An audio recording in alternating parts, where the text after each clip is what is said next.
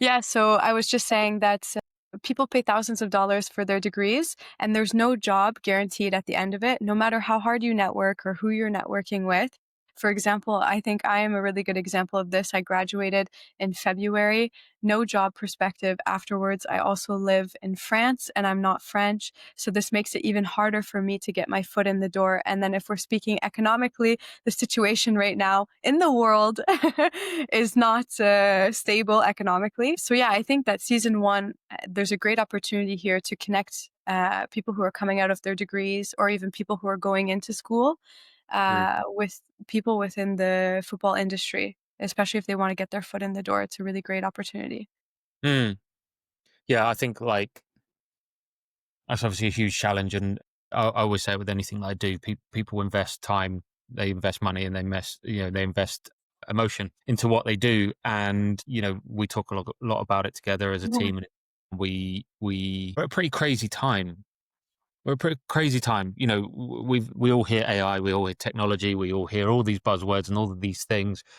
And in reality, these things are changing like far quicker than we can adapt, and far quicker, to your point around education, that a lot of these, we'll call them traditional education Yeah. structures and institutions, can adapt themselves. And for us as learners, how we can adapt, these things are moving that quickly. To give you a little perspective, before, I guess, the kind of public rise of ChatGPT and the early Yeah. like LLMs a few years ago, you probably had one like world changing innovation every 10, 15 years. So obviously the last one really was the smartphone, right? So obviously the iPhone was 2006. So as individuals navigating that new technology, that new thing, as people working in the industries, you still had a period of time where you could kind of plan short, mid, long term and go, right, this is the trajectory of things. It's relatively smooth. It's not too steep.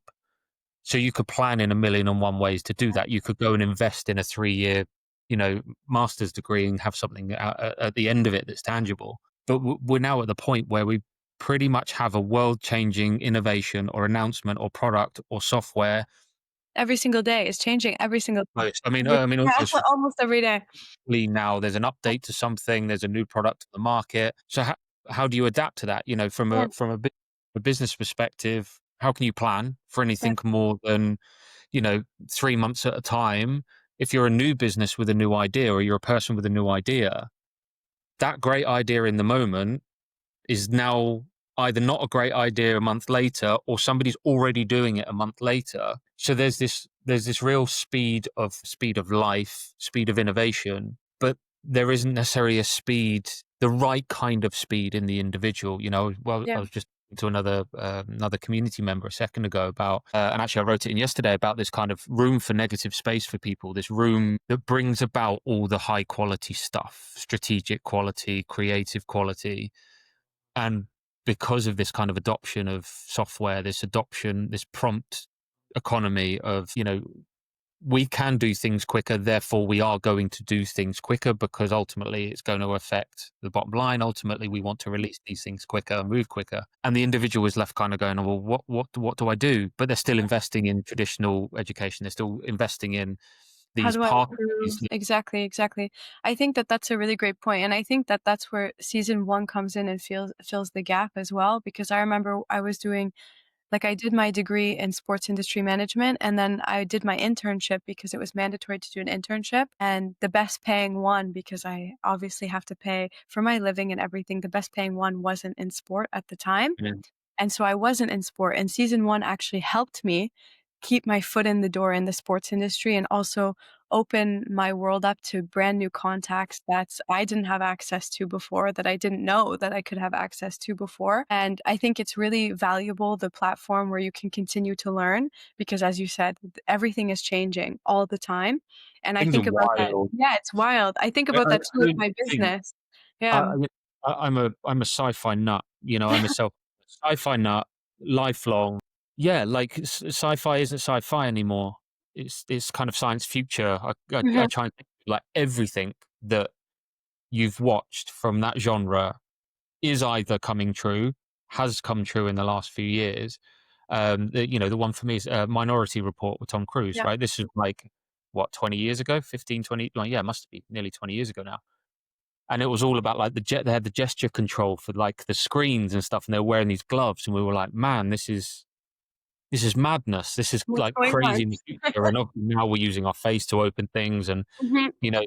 Meta have just launched their new glasses with, I don't know if you've seen it, with the wristband. I haven't seen the wristband. Oh, yeah, really? Mhm. I think they're with the Ray-Ban, the latest Ray-Bans, Yeah. but they now have this like Whoop band Um, style span, which is tied to gesture control. So you've got the little heads up display in the glasses, and you can now make calls and basically, like the Meta Quest, you can yep. use your hands. They've now brought that into the glasses. So like that The was world mad. is changing rapidly. And obviously with AI now, people are starting to have meaningful conversations about Terminator, like these films that were just nuts and crazy, and we're actually having like ethical conversations over that as a plausible scenario for the future. Yeah, a lot of us are just, the ones that are into it are like, okay, yeah, I kind of get it, but still, that's crazy. So the people who aren't exposed to it, who may think, oh, it doesn't really apply to me, especially, young people navigating now, the wildness applies to you, Yeah. whatever industry. And obviously we bring this from a football standpoint. Mhm. Because AI is going to like, it's penetrating every single industry, and you have to stay up to date on what's happening, where it's going, where it could go in the future. Everything to do with technology, because if not, you're gonna be left behind at the end of the day if you It can't applies to the adapt. skill set, right? It applies to the skill set, see, and like what individuals are going to need. Yeah. Look, I think Jake put up in the community yesterday or the day before a chart of the S&P 500, so I the saw that, yes. market, available jobs in, I'm presuming, the US economy, and then a line that basically showed the launch of ChatGPT. Yeah. And almost immediately, what you've seen is the S&P price skyrocket, and the available jobs dive Yeah. quite severely. And we know that less jobs, more competition, Yeah. the type of job is going to change, but there's an evolving skill set. Like we've just kind of, we've alluded to this being able to adapt as You have individual. to adapt, exactly. To be We've able to be open to learn new skills as well. open Yeah. to learning skills, and we know that, I think the World Economic Forum brought out their Yeah. future jobs report, kind of 10 skills for 2030. And you've got things like data analysis. Yes, Mhm. you've got this kind of technological literacy, predominantly, I guess, will be around AI. Blockchain, I guess, will have some kind of prominence, but not so much front and center. But then you've got these like whole human skills below that have kind of not been taken seriously with education, not been Yeah. taken seriously in certain guises, around adaptability, around leadership, around eternal learning. We talk about it. These inherently human skills are going to be needed right now alongside that kind of technological literacy. And it's very much led, although the report came after we launched season one, Mhm.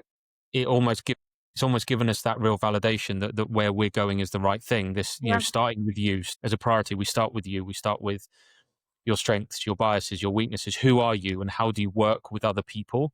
Because that's still going to be extremely prominent. And to be able to understand that part of it, no matter where you work, you're going to understand that you work with other people, and you're not always going to like the people that you work with. It's very true.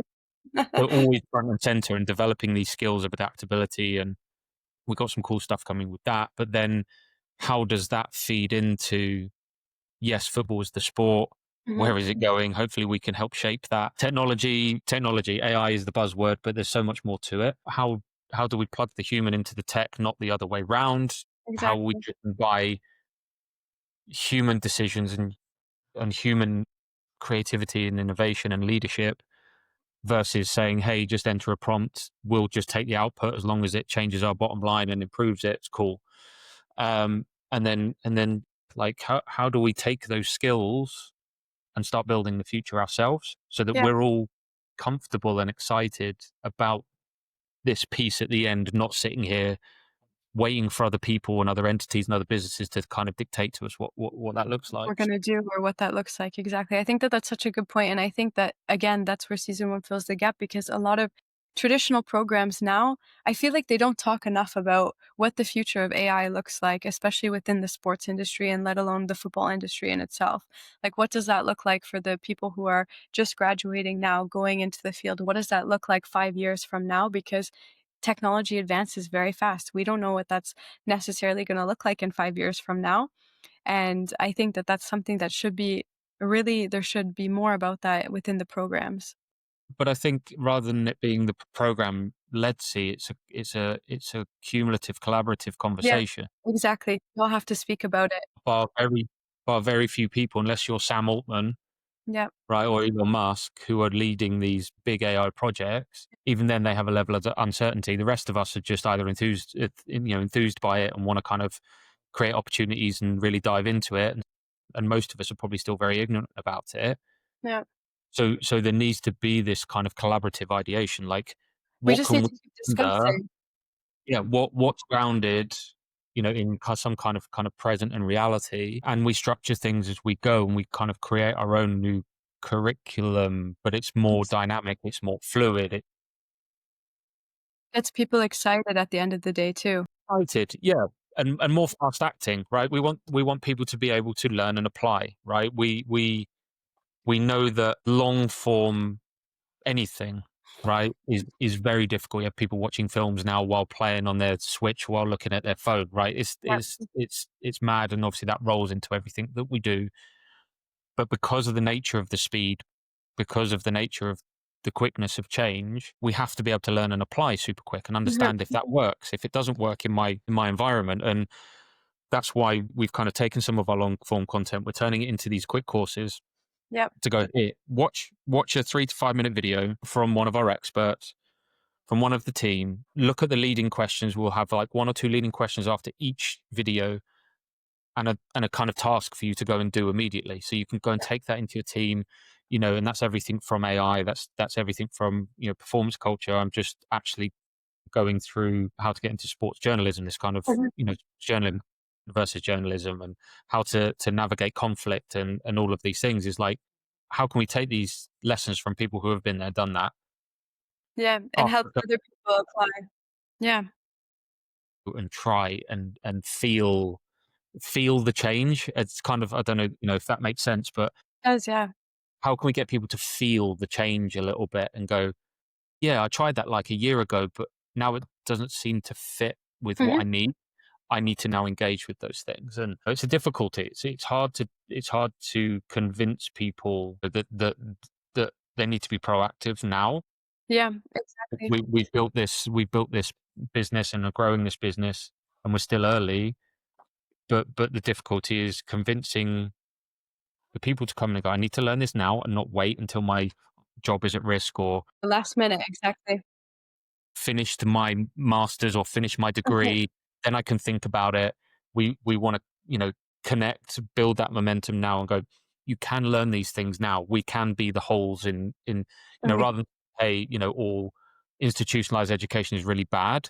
It has its challenges, mhm. but we fill the holes. We can be a complement to that right now, and go, here we go. Here are the little bits that you can't necessarily get in your curriculum, Yeah. because they have to go through a process to approve and everything, approve new modules, approve new education. So And what comes in and what goes out. I think that's a great point is that it's like a compliment because at the end of the day, people are coming and they're seeing other discussions with experts in the field, and then they're thinking about the questions at the end.